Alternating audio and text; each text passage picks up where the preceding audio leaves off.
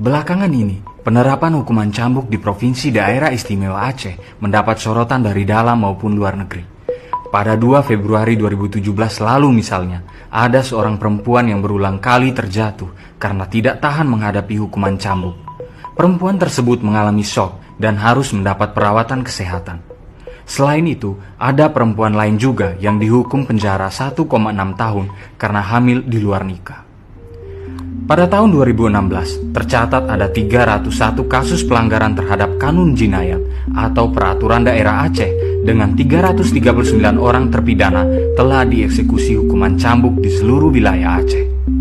Kasus-kasus ini menggambarkan semakin sering dan kerasnya hukuman cambuk di Aceh, sehingga banyak pihak menganggap pelaksanaan hukuman cambuk di Aceh bertentangan dengan aturan-aturan internasional dan dalam negeri.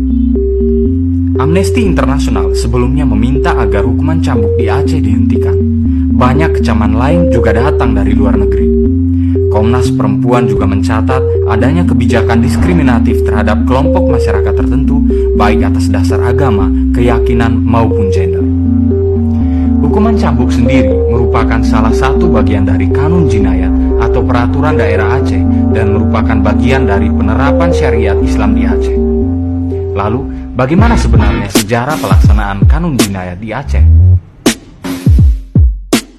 Penerapan syariat Islam di Aceh sudah berlangsung sejak zaman kerajaan-kerajaan Islam. Hal ini pernah terjadi pada Sultan Iskandar Muda yang merajam putranya sendiri karena ketahuan berzina. Namun demikian, hingga saat kemerdekaan Indonesia, belum ada aturan baku yang memayungi pelaksanaan syariat Islam di Aceh. Upaya untuk membakukan syariat Islam di Aceh baru terlihat ketika Daud Bereh, seorang reformis Aceh, mengumpulkan bantuan dana sebesar $500.000 untuk pemerintahan Soekarno pada tahun 1948. Pada saat itu, Soekarno berjanji untuk membiarkan Aceh mengurus dirinya sendiri, termasuk dalam hal pelaksanaan syariat Islam. Namun, janji itu diingkari Soekarno ketika Aceh dijadikan satu provinsi bersama Sumatera Utara pada tahun 1951. Hal inilah yang memicu terjadinya pemberontakan Darul Islam di Aceh yang dipimpin oleh Daud Bereh. Pada tahun 1962, pemberontakan ini berhasil diselesaikan secara damai setelah pemerintah Indonesia menetapkan Aceh sebagai daerah istimewa dan berjanji untuk membuat undang-undang tentang syariat Islam di Aceh. Daud Bereh pun sempat menjadi gubernur Aceh. Namun, janji tersebut tidak terpenuhi, tidak hanya dari sisi hukum agama saja, tetapi juga dari sisi otonomi daerah. Hal ini semakin parah di era Orde Baru ketika pelanggaran HAM oleh militer kerap terjadi di Aceh, serta kontrak minyak dan gas yang ada tidak menyejahterakan penduduk Aceh. Hasan Ditiro, cucu dari Teuku Cik Ditiro dan mantan Menteri Luar Negeri Darul Islam, menganggap bahwa telah terjadi penjajahan baru oleh pemerintahan Indonesia di Jawa terhadap Aceh. Ia mendirikan gerakan Aceh Merdeka atau GAM untuk memerdekakan Aceh. Berbeda dengan Darul Islam yang ingin menciptakan negara Islam Indonesia, GAM bertujuan untuk memisahkan Aceh dari Indonesia dengan mengatasnamakan self-determination. Nasionalisme Aceh pun bukan saja atas nama agama atau penerapan hukum syariah saja.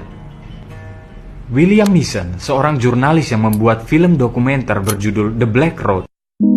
But Indonesian soldiers still see their enemies everywhere.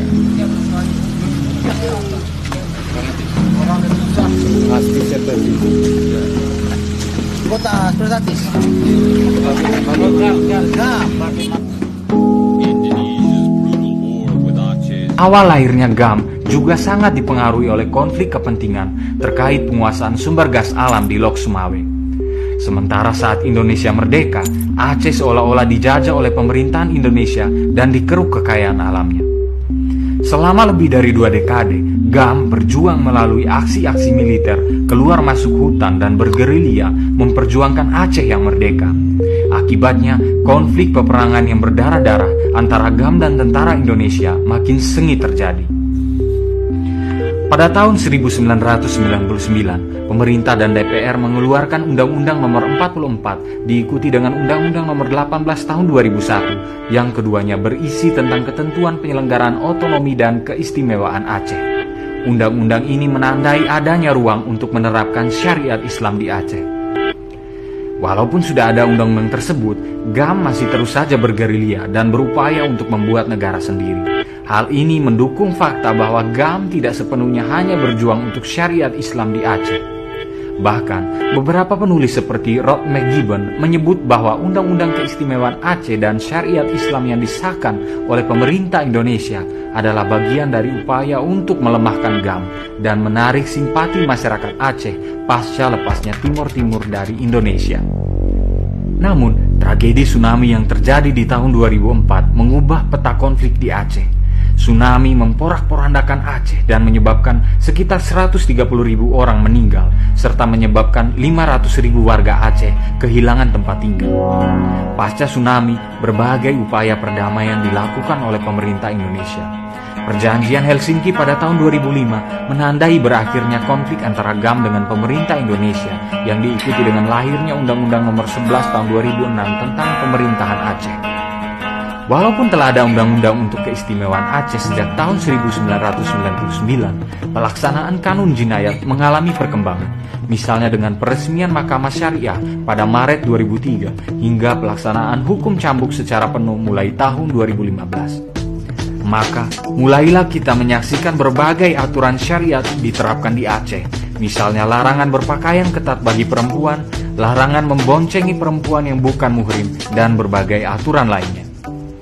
Pelaksanaan kanun jinayat ini memang mendatangkan pro dan kontra. Terkait desakan untuk kembali mengkaji kanun jinayat, banyak akademisi dan cendekiawan Aceh mengatakan bahwa menjalankan syariat Islam adalah hak asasi bagi umat Islam. Kanun jinayat juga hanya berlaku bagi pemeluk Islam di Aceh dan tidak berlaku untuk kaum non-muslim maupun umat muslim di luar Aceh. Walaupun demikian, pada pelaksanaannya masih terdapat penyimpangan di sana-sini. Misalnya aturan mengenakan hijab dan pakaian muslim bagi kaum non-muslim, serta adanya hukuman cambuk yang dikenakan bagi warga non-muslim. Lalu, apakah kanun jinayat memang perlu dikaji ulang, mengingat pelaksanaan hukumannya yang dianggap keras? Ataukah hal ini adalah hak bagi masyarakat di Aceh? Bagaimana dengan nasib kaum non-muslim di Aceh? Berikan pendapat.